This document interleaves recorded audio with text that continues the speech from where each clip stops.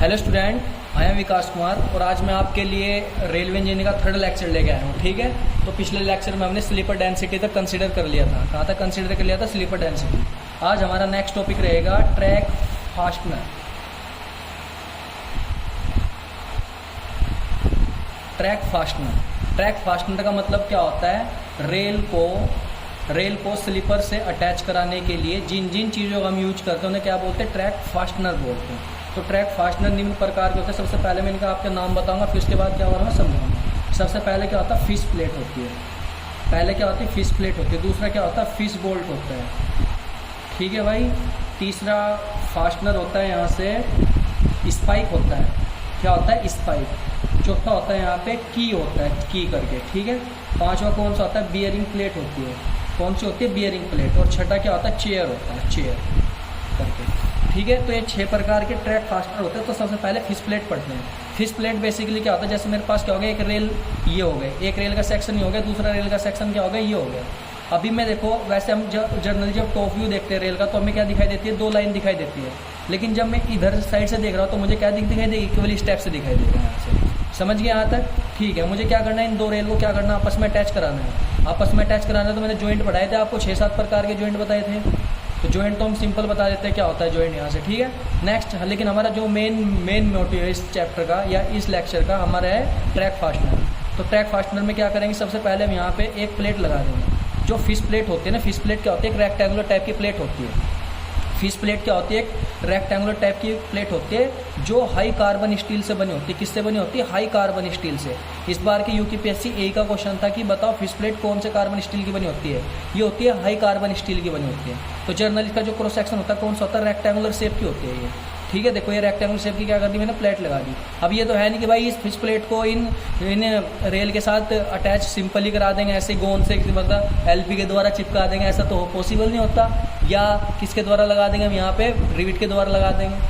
ऐसा पॉसिबल है? नहीं है, क्योंकि जो रिविट होता है वो डायनेमिक एक्शन के प्रति रेजिस्टेंस ऑफर नहीं कर पाता। तो डायनेमिक एक्शन के प्रति रेजिस्टेंस जो ऑफर करता है वो करता है बोल्ट। जब हम फिश प्लेट को 2 रेल सेक्शन को आपस में ज्वाइन कराने के लिए यूज करते हैं तो इन तीनों चीज़ों को हम किसके द्वारा अटैच कराते हैं? बोल्ट के द्वारा। तब इन बोल्ट को क्या बोलते हैं? फिश बोल्ट बोल देते हैं। और ध्यान रखना, जो फिश बोल्ट होते हैं, फिश बोल्ट किसी जॉइंट पर मिनिमम संख्या कितनी होती है? इनकी 4 होती है। ये भी इस बार के यूपीएससी ए का क्वेश्चन था। ठीक है। जो फिश बोल्ट होते हैं वो भी मीडियम कार्बन स्टील और हाई कार्बन स्टील से बना सकते हैं। यहाँ आ गया भाई समझ में? चलो, 2 कॉल हो गए यहाँ पे। नेक्स्ट क्या होता है? स्पाइक होता है। स्पाइक आपने देखा, छोटी छोटी कील होती है, नेल होती है, छोटी छोटी क्या होती है? कील होती है। स्टेप से ये छोटी छोटी जो कील होती है इनको क्या बोलते हैं? स्पाइक बोलते हैं। स्पाइक का यूज क्या करते हैं? जैसे मैंने बताया था आपको, जैसे मेरे पास क्या आती है? फ्लैट फुटेड रेल की है। ये क्या आती है? इंडिया में जनरली कौन सी प्रकार की रेल यूज करते हैं? Flat footed rail. Flat footed rail के बेस को स्लीपर से अटैच कराने के लिए हम किसका यूज करते हैं? स्पाइक का यूज करते हैं। ध्यान रखना, स्पाइक हमेशा वुडन स्लीपर में यूज होती है। किस में यूज होती है? वुडन स्लीपर में। अगर इसके अलावा कोई दूसरा स्लीपर दे रहा है तो हम स्पाइक का यूज नहीं करते। छोटी छोटी कील होती है। ज़्यादा से ज़्यादा इनकी लेंथ कितनी होती है भाई? यहाँ से 30 mm के क्रॉसपोंडिंग, 30 या 40 mm के क्रॉसपोंडिंग होती है इनकी जो लेंथ होती है। ठीक है। नेक्स्ट, यहाँ पे क्या कर देंगे? एक प्लेट लगा देंगे। प्लेट के नीचे क्या होता है? स्लीपर होता है। प्लेट को और या रेल सेक्शन को स्लीपर से अटैच कराने के लिए हम किसका यूज करते हैं? स्पाइक का यूज करते हैं यहाँ पे। ठीक है। तो जो स्पाइक होती है सिंपल होती है। एक तो जब कील की जो सरफेस होती है क्या होती है? बिल्कुल प्लेन होती है। क्या होता है? प्लेन स्पाइक बोल देंगे। जब इस कील की जो सरफेस होती है क्या होती है? स्पाइरलिंग की फॉर्म में होती है। इसे क्या बोलते हैं? स्क्रू स्पाइक बोलते हैं। क्या बोलते हैं? इसे स्क्रू स्पाइक बोलते हैं। कोई पूछने लगा, बताओ प्लेन स्क्रू बढ़िया होती है या स्क्रू प्लेन स्पाइक अच्छी होती है? स्क्रू स्पाइक अच्छी होती है। तो तुम क्या बताओगे यहाँ पे? स्क्रू स्पाइक क्या होती है? बेटर होती है स्ट्रेंथ के पॉइंट ऑफ व्यू से। समझ गए भाई यहाँ तक? चलो ठीक है। नेक्स्ट टॉपिक रहेगा हमारा, कौन सा रहेगा? चेयर बेसिकली क्या होती है? आपने देखा होगा आपने रेल सेक्शन देखा होगा तो इस टाइप से एक पोर्शन सा होता है रेल में, वहाँ पे ना इस प्रकार से एक पोर्शन होता है। तो जनरली जो चेयर होती है, चेयर को हम जनरली बुल हेडेड रेल में यूज करते थे। इसका कहाँ पे करते थे? इसका बुल हेडेड रेल में यूज करते थे। बुल हेडेड रेल किसे बोलते थे? वो रेल जिसका जो हेड होता था क्या होता था? थिक होता था, जबकि बेस क्या होता था? उसका बेस या फुट क्या होता था? लो, मतलब ज़्यादा थिक नहीं होता, ज़्यादा स्ट्रॉन्ग नहीं होता। तो इस प्रकार की जो रेल सेक्शन होता था तो क्या बोलते थे? बुल हेडेड रेल बोलते थे। ठीक है। तो बुल हेडेड रेल को इसमें क्या कर देंगे? डाल देंगे यहाँ से, ये डाल दी स्टूडेंट। ठीक है भाई यहाँ तक। फिर इनके बीच में क्या होता है, खाली स्थान तो हो जाता है, खाली स्थान, ये खाली स्थान। इस खाली स्थान में क्या कर देते हैं हम, वुडन का एक ब्लॉक डाल देते हैं, जिस वुडन ब्लॉक को क्या बोलते हैं, की बोलते हैं। क्या बोलते हैं, की बोलते हैं। तो ध्यान रखना, जो चेयर होती थी पहले जनरली यूज होती थी चेयर, लेकिन अब इसका जनरली हमने यूज क्या हुआ, ऑब्सोलेट कर दिया। ठीक है, जनरली चेयर का यूज किस लिए करते थे, बुल हेडेड रेल को स्लीपर से अटैच कराने के लिए किसका यूज करते थे हम, चेयर का यूज करते थे। तो इस प्रकार की एक स्ट्रक्चर टाइप की होती थी यहाँ पर। ठीक है, जब बुल हेडेड रेल को हम इसमें अटैच कराएंगे तो इसके आसपास क्या होता है, थोड़ा ऐसा गैप सा बन जाता है। इस गैप को फिल आउट करने के लिए और वाइब्रेशन को रिड्यूस करने के लिए क्या करते हैं, वुडन का एक ब्लॉक लेते हैं, उस ब्लॉक को इसमें डाल देते हैं, यहाँ पर लगा देते हैं दोनों साइड में, जिसे हम क्या बोलते हैं, की बोलते हैं। क्या बोलते हैं उसे, की बोलते हैं। नेक्स्ट टॉपिक हमारा bearing plate.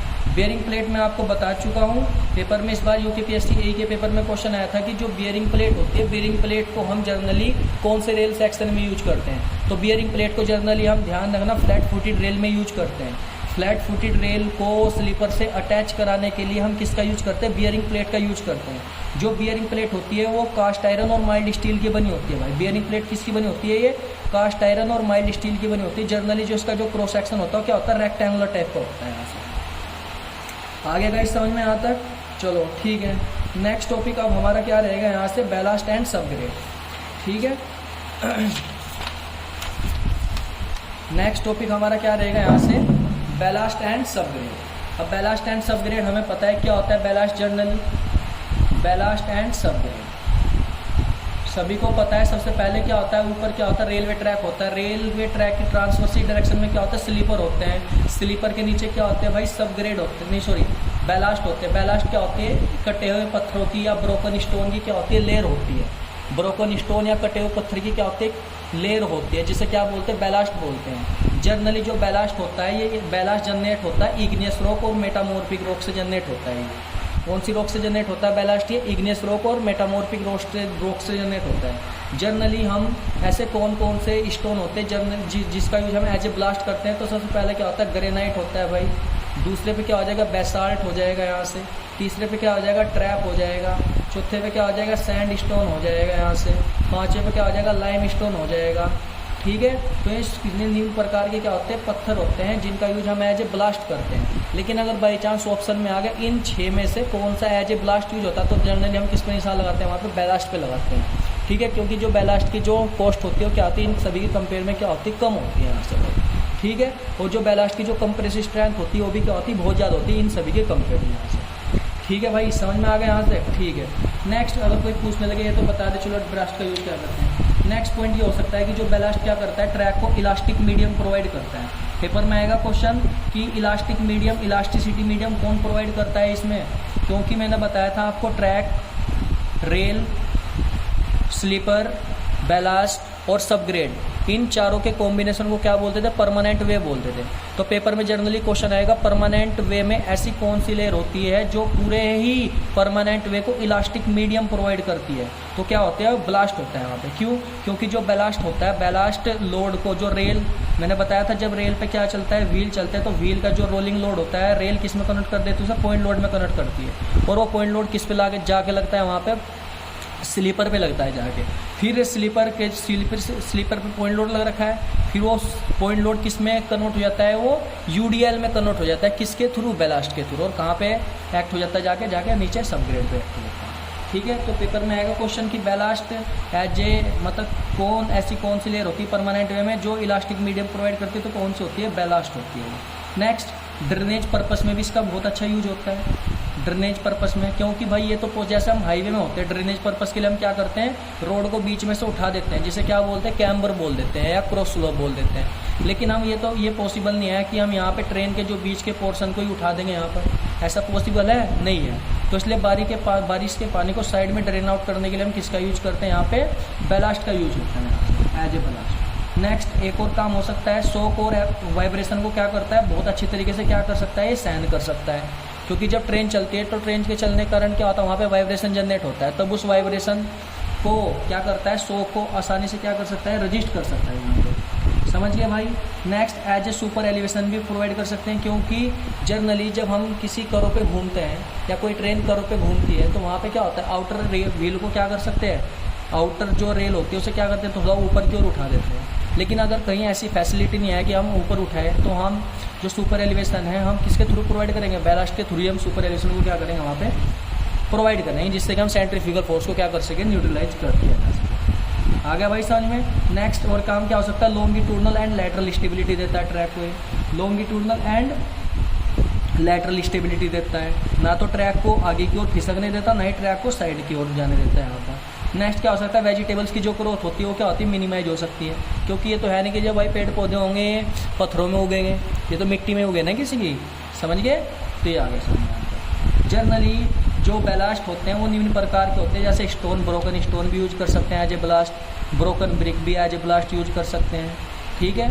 Blast furnace slag का भी यूज कर सकते हैं भाई हम यहाँ पर, सैंड का भी यूज कर सकते हैं, सिल्ट का यूज कर सकते हैं, एस का यूज कर सकते हैं, तो डिफरेंट प्रकार के, और ग्रेवल का भी यूज कर सकते हैं। तो डिफरेंट प्रकार के जो बैलास्ट होते हैं उन्हें यूज किया जा सकता है, ठीक है। पेपर में एक क्वेश्चन जनरली और पूछा जाता है कि जो ट्रैक में जो बैलास्ट का जो साइज है उसकी रेंज कहाँ से कहाँ तक होती है।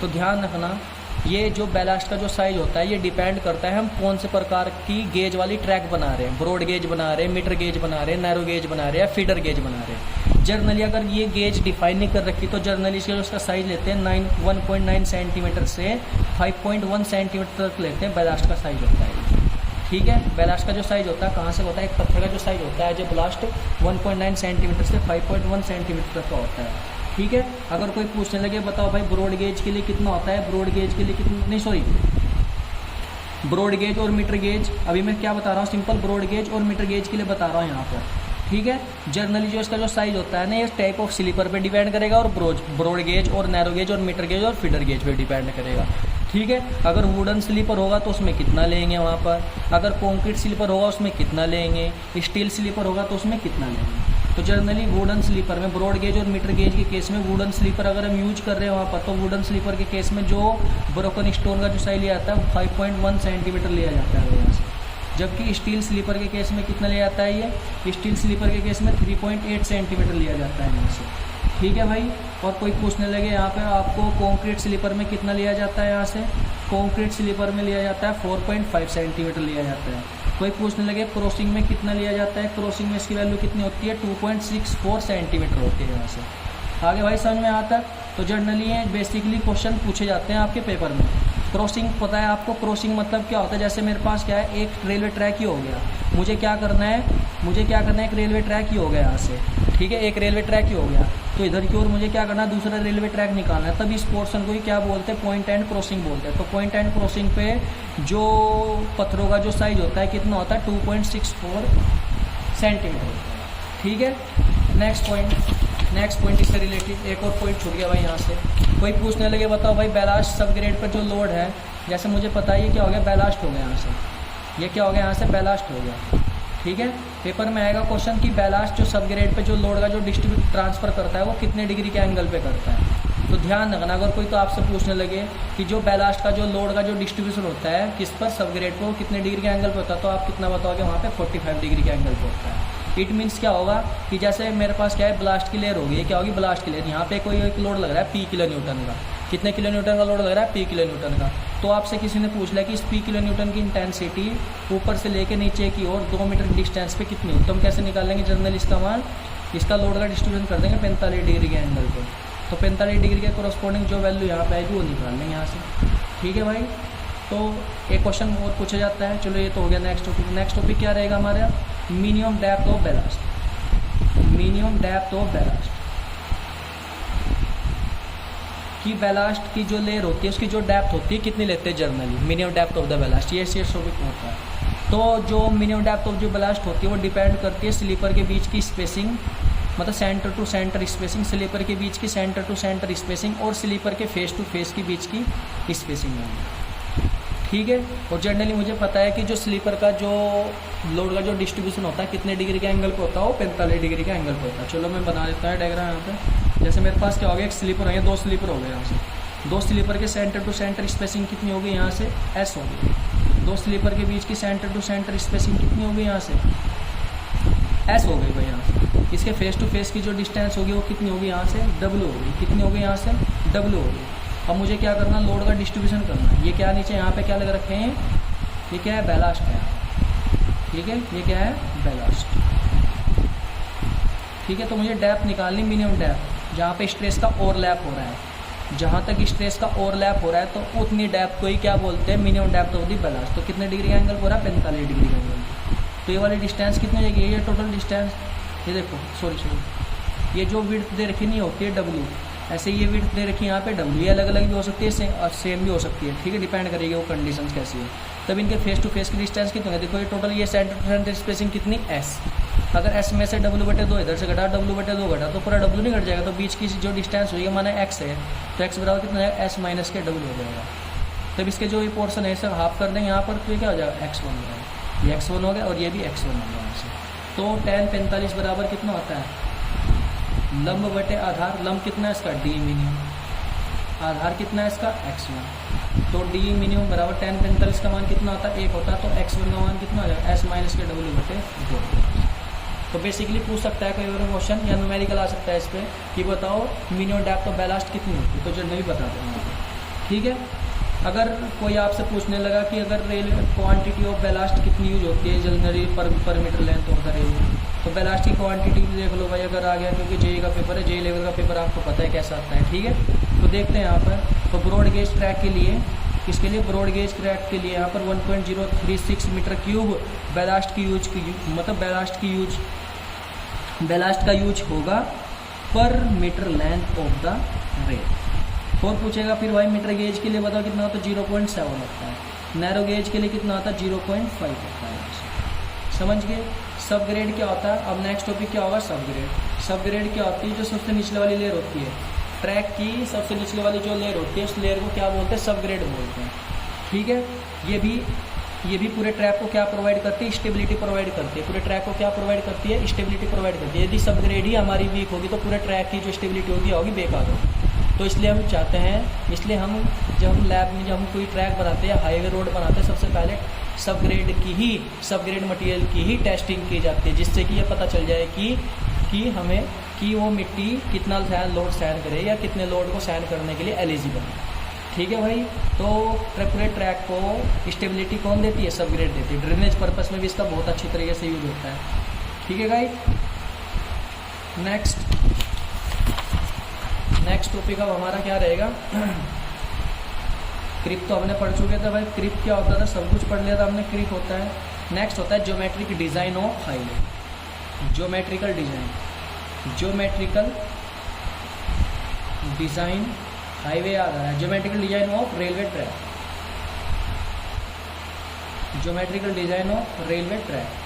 अब ये मैंने हाईवे इंजीनियरिंग में पढ़ाया था। वैसे क्या होता है ज्योमेट्रिकल डिज़ाइन का मतलब क्या होता है, रेलवे ट्रैक पे जो विजिबल चीज़ें होती है, रेलवे ट्रैक पर जो विजिबल थिंग्स होती है, विजिबल फीचर्स होते हैं, उन सब के डिज़ाइन को ही क्या कहते हैं यहाँ पर, उन सब के डिज़ाइन को ही क्या कहते हैं यहाँ से हम, रेलवे ट्रैक। मतलब रेलवे ट्रैक पर जो विजिबल चीज़ें होती है, उन विजिबल चीज़ें जो हमें विजिबल फीचर्स होते हैं, वो पता नहीं वो कुछ भी हो सकते हैं वहाँ पर, उनके डिज़ाइन को ही क्या कहते हैं, geometric design of the railway track कहते हैं। तो ये बहुत से प्रकार के होते हैं। सबसे पहले क्या होता है, ग्रेडियंट हो जाएगा, पहला क्या हो जाएगा, ग्रेडियंट हो जाएगा। दूसरा क्या हो जाएगा, ग्रेड कंपनसेशन हो जाएगा, ग्रेड कंपनसेशन। दूसरा कौन सी विजिबल चीज़ हो सकती है वहाँ पे, radius and degree of curve भी हो सकता है, radius and degree of curve हो जाएगा। तीसरा जो विजुअल फीचर्स हो जाएगा, कैंट हो जाएगा। ध्यान रखना रेलवे की लैंग्वेज में सुपर एलिवेशन को क्या बोलते हैं, कैंट बोलते हैं इसे। नेक्स्ट नाम क्या लिख सकते हैं इसका, सुपर एलिवेशन, ठीक है भाई। चौथा जो पोर्शन हो जाएगा वो क्या हो जाएगा, यहाँ से कर्व हो जाएगा। पांचवा जो पोर्शन हो जाएगा यहाँ से एक्स्ट्रा वाइडनिंग हो जाएगा, एक्स्ट्रा वाइडनिंग, ठीक है। अब सबसे पहले ग्रेडियंट पढ़ेंगे। ग्रेडियंट क्या होता है, ट्रैक की लॉन्गिट्यूडनल डायरेक्शन में, ट्रैक की लेंथ डायरेक्शन में, ट्रैक की लेंथ की डायरेक्शन में, ठीक है। ट्रैक की लॉन्गिट्यूडनल डायरेक्शन में जो ट्रैक में जो राइज एंड फॉल होता है, ठीक है। ट्रैक की लॉन्गिट्यूडनल डायरेक्शन में जो राइज एंड फॉल होता है ट्रैक का, उस राइज एंड फॉल को ही क्या बोलते हैं, ग्रेडियंट बोलते हैं। क्या बोलते हैं उसे, ग्रेडियंट बोलते हैं। तो लॉन्गिट्यूडनल डायरेक्शन में जो ट्रैक का जो स्लोप होता है वर्टिकल, और मतलब जो राइज होता है या फॉल होता है ट्रैक का, उसे क्या बोलते हैं, हम ग्रेडियंट बोलते हैं। तो जो ये ग्रेडियंट होते हैं वो चार प्रकार के होते हैं। सबसे पहले क्या होता है, रूलिंग ग्रेडियंट होता है। दूसरा कौन सा होता है, मोमेंटम ग्रेडियंट होता है। तीसरा होता है यहाँ से पुशर ग्रेडियंट और हेल्पर ग्रेडियंट होता है यहाँ से। पांचवा कौन सा होता है? ग्रेडियंट एट स्टेशन यार्ड होता है। रूलिंग ग्रेडियंट क्या होता है? बेसिकली ट्रैक में जितना मैक्सिमम ग्रेडियंट प्रोवाइड कर सकते हैं, ट्रैक में मैक्सिमम जो ग्रेडियंट होता है, ट्रैक में मैक्सिमम ग्रेडियंट को ही क्या बोलते हैं? रूलिंग ग्रेडियंट बोलते हैं। जनरली जो इसका जो मान होता है वो डिपेंड करता है किस प्रकार की टोपोग्राफी है। अगर प्लेन टोपोग्राफी है इसका मान अलग होगा, अगर हिली टोपोग्राफी है तो इसका मान क्या होगा? अलग होगा। हिली टोपोग्राफी के लिए इसका मान जनरली 1/100 से 1/150 तक वेरी करता है, जबकि प्लेन टोपोग्राफी के लिए इसका मान 1/150 से 1/200 तक वेरी करता है। अब इसका 100 का मतलब तो पता ही होगा आपको। अगर मैं 100 मीटर हॉरिजॉन्टल डिस्टेंस चलूँगा तो 1 मीटर मुझे क्या चलनी पड़ेगी? वर्टिकल डिस्टेंस चलनी पड़ेगी। तब इस पॉइंट को आपस में मिला देंगे तो जो इसका जो स्लोप होगा, स्लोप को क्या कहेंगे? 1/100 स्लोप कहेंगे। आगे गाइस समझ में आता है? ठीक है। दूसरा कौन सा होता है? Momentum gradient. मोमेंटम ग्रेडियंट क्या होता है? जैसे मेरे पास क्या है, यहाँ पर एक ट्रैक है, स्ट्रेट ट्रैक है। एकदम स्ट्रेट ट्रैक में क्या होगा? अचानक से फॉलिंग आ गई और एकदम अचानक से क्या आ गई? राइजिंग आ गई। तो जैसे यहाँ पे कोई ट्रेन है, जब ट्रेन चलेगी यहाँ से, इस पर ढाल पे से नीचे की ओर जाएगी, तो माना पहले स्टार्टिंग में चल रही है अपनी वेलोसिटी के अनुसार चल रही है, अपनी वेलोसिटी माना 20 किलोमीटर पर घंटे की रफ्तार चल रही है। लेकिन जब किसी फॉलिंग ग्रेडियंट पर आएगी तो फॉलिंग ग्रेडियंट पर आने के कारण क्या होगा? जो इसकी जो वेलोसिटी होगी क्या हो जाएगी? बढ़ जाएगी। किसके? मोमेंटम के कारण। तो मोमेंटम के कारण जब इसकी वेलोसिटी क्या हो जाएगी? बढ़ जाएगी। तो जिसके कारण इसकी बढ़ी हुई वेलोसिटी के कारण यह गाड़ी आगे जो राइजिंग वाला जो ग्रेडियंट है उसके ग्रेडियंट को क्या कर सकती है? ओवरकम कर सकती है। समझ गए भाई? क्यों कर रही है ओवरकम? क्योंकि जब ढाल पे कोई गाड़ी लुढ़केगी तो क्या होगी? इसकी जो वेलोसिटी होगी क्या होगी? बहुत ज़्यादा होगी। तो इसकी वेलोसिटी ज़्यादा होने के कारण क्या होगी? जो राइजिंग ग्रेडियंट को क्या कर सकती है? ओवरकम कर सकती है। किसके कारण कर रही है ओवरकम से? मोमेंटम के कारण। तब इस प्रकार जब मोमेंटम के कारण किसी गाड़ी ने राइजिंग ग्रेडियंट को क्या कर दिया? ओवरकम कर दिया, तब उस ग्रेडियंट को ही क्या कहेंगे? यहाँ पर मोमेंटम ग्रेडियंट कहेंगे। आगे भाई समझ में आता है? चलो ये भी सही हो गया। यहाँ से मोमेंटम ग्रेडियंट हमारी समझ में आ चुका है। ठीक है। आगे गाइस नेक्स्ट होता है पुशर ग्रेडियंट और हेल्पर ग्रेडियंट। पुशर ग्रेडियंट और हेल्पर ग्रेडियंट क्या होता है देखते हैं यहाँ से। जैसे मुझे पता है कि रेलवे ट्रैक स्ट्रेट है यहाँ से, तो जनरली स्ट्रेट ट्रैक में बीच में क्या होगा? एक चढ़ाई आ गई, मतलब राइजिंग होगा। तो मैंने बताया था ग्रेडियंट क्या होता है? लॉन्गिट्यूडनल डायरेक्शन में राइज एंड फॉल को ही क्या बोलते हैं? ग्रेडियंट बोलते हैं। ठीक है। माने एक ट्रेन चल रही है यहाँ से, ये जा रही है ट्रेन, लेकिन ट्रेन की स्ट्रेंथ इतनी नहीं है कि जिससे कि इस ग्रेडियंट को क्या कर सके? ओवरकम कर सके। ओवरकम का मतलब इस पर चढ़ गया, तब मुझे इस ट्रेन को इसके ऊपर चढ़ाने के लिए एक एक्स्ट्रा लोकोमोटिव की आवश्यकता पड़ेगी। एक्स्ट्रा लोकोमोटिव क्या पड़ेगी? आवश्यकता पड़ेगी। तब इस कंडीशन में इस ग्रेडियंट या इस राइजिंग टेरेन के जो स्लोप होता है, स्लोप को क्या कहेंगे? पुशर ग्रेडियंट और हेल्पर ग्रेडियंट। जनरली जो इसका मान लिया जाता है 1/75 लिया जाता है यहाँ से। आगे समझ में? नेक्स्ट क्या होता है? Station gradient at station yard. Station yard किसे बोलते हैं? किसी रेलवे स्टेशन पर या प्लेटफॉर्म पर ऐसी जगह जहाँ पर गाड़ियों के इंजन चेंज होते हैं और जहाँ पे गाड़ियों की सफाई होती है, तो ऐसी जगह को क्या बोलते हैं? स्टेशन यार्ड बोलते हैं। स्टेशन यार्ड पे जब ट्रेन की जो धुलाई होती है, तो धुलाई होने के कारण क्या होगा भाई? वहाँ पे वो पानी वहाँ रुक ना जाए, पानी को साइड में ड्रेन आउट करने के लिए हम क्या कर देते हैं? स्टेशन पर कुछ ग्रेडियंट प्रोवाइड कर देते हैं, जिससे कि जो पानी वहाँ पे गाड़ी की सफाई करने के लिए जो पानी रुका हुआ है वो रुके ना वहाँ पर। ठीक है। तब इस कंडीशन में जो ग्रेडियंट प्रोवाइड करते हैं उस ग्रेडियंट क्या बोलते हैं? Gradient at station yard. इसका जो मिनिमम मान लिया जाता है वो लिया जाता है 1/1000 लिया जाता है, और मैक्सिमम मान कितना लिया जाता है? 1/400 लिया जाता है। आगे समझ में आता है? चलो ठीक है। नेक्स्ट टॉपिक जो हमारा रहेगा क्या रहेगा? Grade compensation. अब ग्रेड कंपनसेशन सबसे मोस्ट इम्पोर्टेंट टॉपिक है। ठीक है। अब इसे बगैर रिसीव करके देखना है भाई आपको। ठीक है, क्योंकि इससे तो पक्का ही क्वेश्चन आता है यहाँ से। ग्रेड कंपनसेशन क्या होता है? ग्रेड कंपनसेशन, तो ग्रेड कंपनसेशन का मतलब क्या होता है? जब किसी रेलवे ट्रैक पर क्या हो जाए? ग्रेडियंट भी आ जाए। जब किसी रेलवे ट्रैक पर क्या आ जाए? ग्रेडियंट भी आए, और क्या आ जाए? वहाँ पे हॉरिजॉन्टल कर्व भी आ जाए। ठीक है। मतलब क्या है इसका? जब जैसे हम जा रहे हैं स्ट्रेट ट्रैक पे जा रहे हैं, स्ट्रेट ट्रैक पे आने के साथ साथ हमें क्या आ गया? वहाँ पे राइजिंग ग्रेडियंट भी आ गया। राइजिंग ग्रेडियंट के साथ साथ वहाँ पे क्या आ गया? हॉरिजॉन्टल कर्व भी आ गया। तो जो इंजन होता है, जो हमारा लोकोमोटिव होता है, वो इन दोनों चीज़ों को ओवरकम करने के लिए असमर्थ होता है, मतलब सक्षम नहीं होता है वो। जिसके क्यों नहीं होता सक्षम? क्योंकि एक तो राइजिंग के कारण वहाँ पर रेजिस्टेंस जनरेट होगा, एक सेंट्रीफ्यूगल बाहर की ओर लगेगा, एक उसके कारण रेजिस्टेंस जनरेट होगा।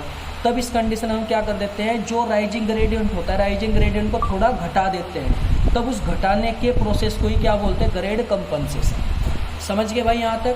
जो ये ग्रेड कंपनसेशन होता है ये डिपेंड करता है हमारे पास कौन सी गेज है, ब्रॉड गेज है या मीटर गेज है या नैरो गेज है। समझ गए। और जनरली ग्रेड कंपनसेशन किया जाता है per degree of the curve. तो ब्रॉड गेज के लिए कितना लेते हैं, 0.04% of the curve. Metre gauge के लिए 0.03% ऑफ द कर्व। मीटर और नैरो गेज के लिए कितना आता है, 0.02% ऑफ पर डिग्री ऑफ द कर्व लिया जाता है। ये ग्रेड कंपनसेशन। अब इसका मतलब क्या है, जब तक हम इस पर एक न्यूमेरिकल नहीं करेंगे तब तक आपकी समझ में नहीं आएगा। ठीक है, चलो एक न्यूमेरिकल कर लेते हैं यहाँ से इससे रिलेटेड। माना रूलिंग ग्रेडियंट दे रखा है तुम्हें किसी ट्रैक का, रूलिंग ग्रेडियंट दे रहा 1 in 200 दे जाती है रूलिंग ग्रेडियंट यहाँ से। ठीक है, ट्रैक कौन सा है, ब्रॉड गेज ट्रैक है। कौन सा ट्रैक है यहाँ तक, ब्रॉड गेज ट्रैक है। और जो कर्व की जो डिग्री दे दी यहाँ से, कर्व की डिग्री कितनी देती है, 4 डिग्री देती। तो तुमसे पूछ रखा है यहाँ पे क्वेश्चन में कि यहाँ पे मुझे ग्रेड कंपनसेशन बताना और कंपनसेटेड ग्रेडियंट निकालना। मतलब हमने घटाने के बाद कितना बचा वो ग्रेडियंट, वो ही बताना है यहाँ से। समझ गए भाई। चलो देखते हैं यहाँ से। अब मुझे पता है 1 डिग्री कर्व के लिए कितना ग्रेडियंट होता है, ब्रॉड गेज के लिए ग्रेड कंपनसेशन 0.04% होता था। तो 4 डिग्री कर्व के लिए कितना हो जाएगा, 0.04 गुणा 4 तो कितना, 4 चौक 16 तो 0.16% हो जाएगा यहाँ से। तो ग्रेड कंपनसेशन कितना आ गया भाई यहाँ से, इतना आ गया, 0.16% हो गया। लेकिन मुझे कंपनसेटेड ग्रेडियंट निकालना। कंपनसेटेड ग्रेडियंट का मतलब क्या होता है, रूलिंग ग्रेडियंट कितना रखा, 200। तो 200 का मतलब क्या है, यदि हॉरिजॉन्टल डिस्टेंस किसी ट्रैक पर 200 मीटर होगी तो वर्टिकल डिस्टेंस कितनी होगी, वो 1 मीटर होगी। कितनी होगी, 1 मीटर। तब इसका जो स्लोप होगा, स्लोप को क्या कहेंगे, 1 in 200। अब मुझे क्या करना है, इसके स्लोप को क्या करना है, थोड़ा घटाना है यहाँ से। क्यों घटाना है, क्योंकि यहाँ पर 2 रेजिस्टेंस जनरेट हो रहे हैं। किसमें, लोकोमोटिव के मूवमेंट में।